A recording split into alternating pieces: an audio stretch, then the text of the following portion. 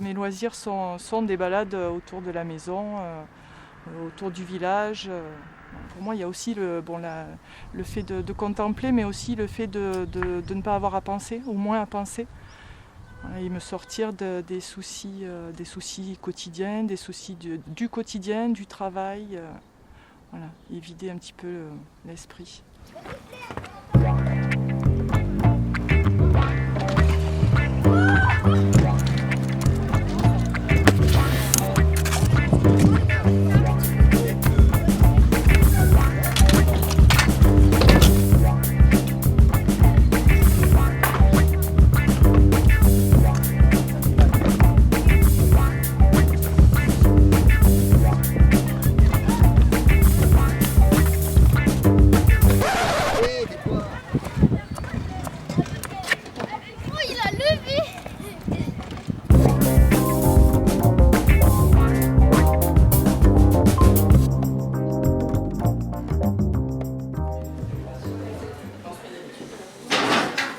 Ja, wenn ihr.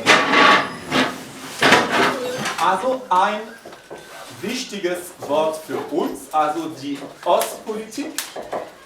Wer könnte ganz kurz erklären, was man unter Ostpolitik versteht? Was ist die Ostpolitik? 90% des marchandises transportées dans le monde ne sont par bateau. Que ce soit pour les États-Unis ou le Brésil, même si on n'a qu'une seule, c'est un atout géographique donc, pour leur puissance commerciale. Ce qu'on peut faire, substitution, c'est on isole une inconnue qu'on remplacera dans la deuxième équation. Voilà, donc on isole, on peut isoler les inconnues qui ont un coefficient 1, c'est ce qui est le plus simple. Le temps aux plus belles choses se plaît à faire un affront, il saura faner de roses comme il a arrivé mon fou. Le même cours des planètes règle nos jours et nos nuits, on m'a vu ce que vous êtes, vous serez ce que je suis. J'ai toujours aimé l'école, et donc j'ai été passionnée par mes études, et puis à un moment donné où on se pose des questions, on dit bon, il va falloir un jour que je travaille et que je gagne ma vie. Et il s'avère que j'ai fait des choix. La littérature, c'est un domaine qui est fabuleux, mais ça ferme aussi un petit peu de porte. Et à un moment donné, quand je me suis dit que faire, j'ai passé les concours d'enseignement, je les ai eus, et puis quand on a les concours d'enseignement, il faut aller enseigner. Donc j'ai découvert en fait ce métier sur le tas, et il s'avère que j'ai appris à l'aimer avec les années. Mais c'était pas un choix. J'ai eu un parcours, je voulais être archéologue, je voulais être psychiatre, bien des choses, mais pas prof. Pas imposé comme ça. Je disais, je veux être tout sauf prof. Mais bon, j'avais pas beaucoup d'autres idées, hein, mais je disais tout sauf prof en fait, parce que, mais ça reste toujours valable, je détestais les rentrées.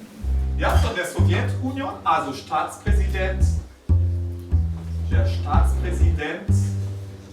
Moi, c'est un métier que j'ai toujours voulu faire depuis que j'ai même commencé l'allemand, donc depuis la 4e, je rêvais d'être prof d'allemand. Et très rapidement, quand j'ai commencé l'allemand, j'ai donné des cours particuliers pendant toute ma scolarité, à partir de la 3e, toutes les années de lycée, je donnais des cours particuliers à des élèves de collège en allemand, et quand j'étais étudiant aussi. Ouais. Sie haben sich eigentlich im Jahr 1989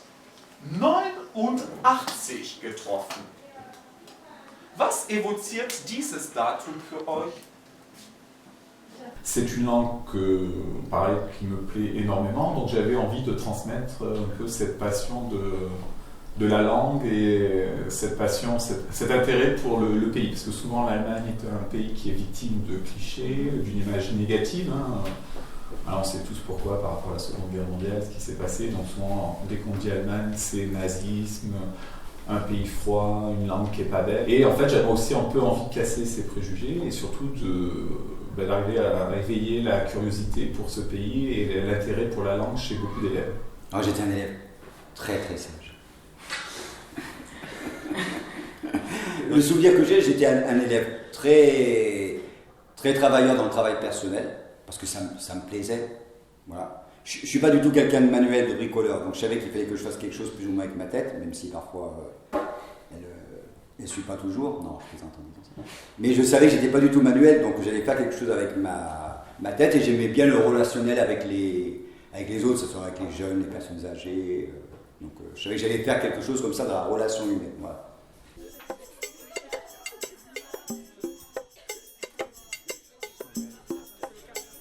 Façade maritime. Celle sur l'Atlantique. L'ouverture sur l'Atlantique.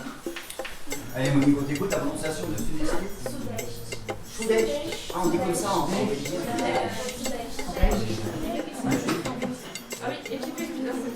Et l'importance à l'élève, dans mon métier, il est au centre. C'est lui qui en fait mène plus ou moins le déroulement du cours par ses interventions, il est essentiel, c'est sur lui que je rebondis, que je peux plaisanter, faire de l'humour. On a loupé la cour ? Non. En plus, je l'ai fait toute seule, arrêtez.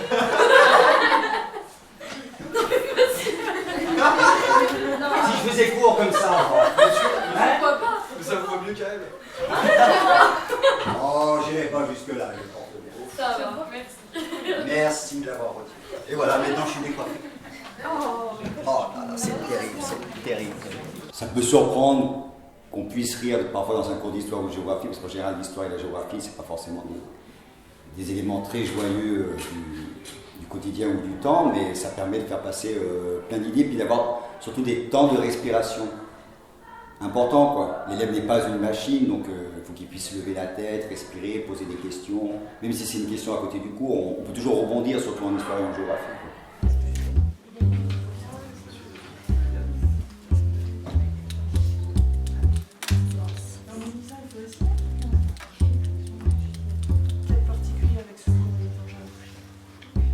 Et du coup, vous le définiriez comment, votre relation entre prof et élève ? Eh bien, je pense qu'elle est de plus en plus une relation de proximité, justement. Quelque chose dont j'avais peur quand j'étais jeune. J'étais justement très en retrait et au contraire maintenant de plus en plus proche de mes élèves et justement parce que c'est la relation qui est la plus importante en fait pour enseigner et apprendre, il faut être en relation avec les gens. Après, moi, ce que j'essaie vraiment de faire, c'est pour rattraper des élèves ou intéresser des élèves, c'est de les surprendre. Je pense que c'est intéressant quand on est enseignant, de les surprendre et de leur proposer des choses vers lesquelles ils n'iraient pas spontanément. Voilà, moi, c'est un peu mon approche. C'est vrai que pour moi, un cours de manière générale, pas simplement un cours de langue ou un cours d'allemand, est forcément lié à un apport culturel ou à un apport important pour l'élève. J'ai du mal à imaginer un cours où l'élève n'apprend pas quelque chose d'important. Et je cherche vraiment à surprendre les élèves et à leur faire découvrir des choses vers lesquelles spontanément ils n'iraient pas. On est bien d'accord que tout est culture. Oui. Mais on va aussi... Il n'y a pas de langue de bois entre nous. Vous imaginez bien qu'au bac, il y a des références culturelles qui passeront mieux que d'autres. Je vous donne un exemple, un cité d'élèves. La dernière fois, on m'a cité la Reine des Neiges. Vous imaginez bien que la Reine des Neiges, c'est pas forcément inintéressant, mais comment ça va être reçu par l'examinateur? L'idée, c'est que pendant les 2 années qui vont s'écouler, vous vous enrichissez au maximum. Allez au cinéma, allez au théâtre, lisez. Ne vous contentez pas de ce qu'on donne en cours, c'est très peu, c'est trop peu. Parce qu'en classe, vous allez faire les mêmes choses. Vous allez vous distinguer, l'idée, c'est de vous distinguer l'année prochaine. D'accord? Que l'examinateur, il est en face de lui, un élève curieux. La curiosité, c'est la plus grande des qualités, vous le retenez. Quand vous étiez petit, on vous disait que c'est un bien défaut. Un être qui n'est pas curieux, il n'est pas intéressant. D'accord? Donc il faut que l'année prochaine, vous montriez que vous avez ce goût de la culture et cette curiosité. Ma mission que je me suis donnée, c'est très orgueilleux. J'ai une haute idée de la littérature et j'ai du mal à penser qu'on puisse vivre sa vie sans avoir connu cet amour-là. Et je leur dis toujours à mes élèves, ce que j'aimerais voir, à un moment donné dans l'année, je ne sais pas quand, mais c'est chacun qui est dans vos yeux, une petite flamme qui brille à un moment donné. Et c'est un peu mon but, voilà. Donc quand je prépare les cours à la maison, je me dis, mais comment je vais faire briller cette petite flamme? Alors je me plante bien des fois, c'est pas le succès n'est pas là à chaque fois, mais oui, c'est central. Évidemment, je pense qu'on ne peut pas faire ce métier si on ne met pas l'élève au centre de la réflexion. Parce que d'abord, on est souvent déçu. Si on ne pense pas son cours en fonction de l'élève, je pense que le cours peut échouer très souvent. C'est très frustrant quand on n'arrive pas à transmettre quelque chose et c'est difficile de transmettre si on ne s'est pas posé la question avant de comment ça allait être reçu. Quoi. Vous voulez séduire une fille, ce jour-là elle arrive avec une robe que vous n'aimez pas du tout, si vous lui dites qu'elle est mal habillée, ça ne marchera pas. D'accord? Donc il y a un moment donné, il y a des choses qu'on ne dit pas, où on arrange la vérité. D'accord? Au bac, vous oubliez le premier qui dit parce que quand on vous pose la question vous avez aimé ce livre, et si vous dites dans toute sincérité, je vais être sincère avec vous, je ne l'ai pas lu. Ça marchera pas. Ça arrive chaque année et l'élève croit, en plus il sort en disant ça s'est bien passé, ma souris. Bien sûr, on ne va pas assassiner l'élève parce qu'il n'a pas lu le livre, mais c'était évident qu'on lui donnera un 3. Ja, Eva? Die Beziehung zwischen DDR und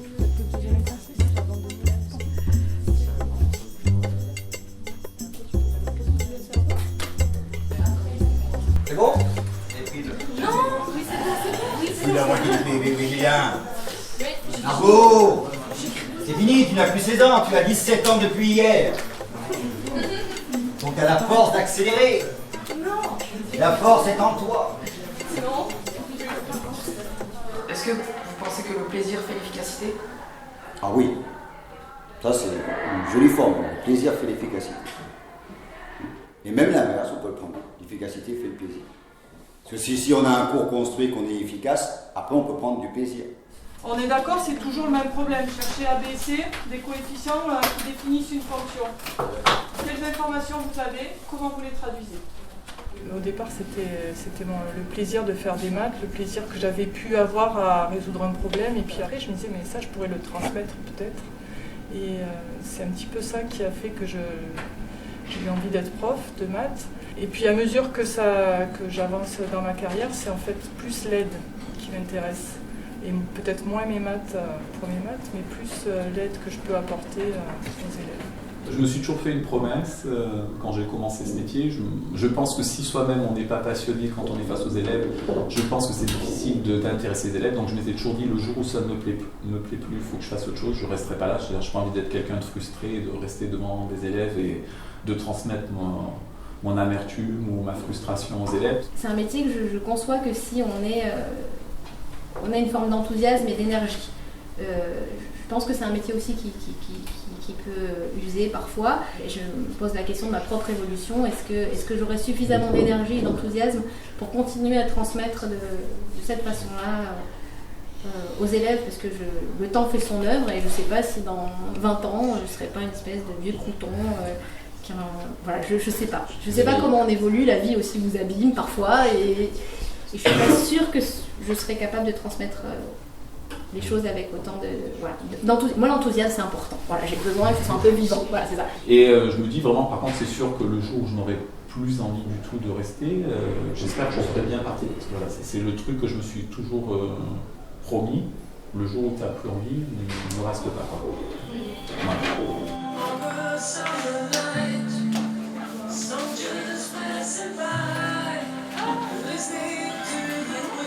Wind of Change. Was bringt der Wind? Etwas Neues und vor allem natürlich Freiheit. Étudier une langue, c'est pour moi avant tout un moyen de s'ouvrir l'esprit, de devenir un citoyen européen, de devenir tolérant, hein, voilà, parce qu'on découvre une autre culture, donc on voit des différences, accepter les différences. Je pense que c'est important de nos jours, surtout avec ce qui se passe. Je pense que voir qu'on n'est pas tous pareils et qu'il y a des gens qui sont différents, ça fait du bien. Demos Kratos. Was heißt Kratos? Die pouvoir, die.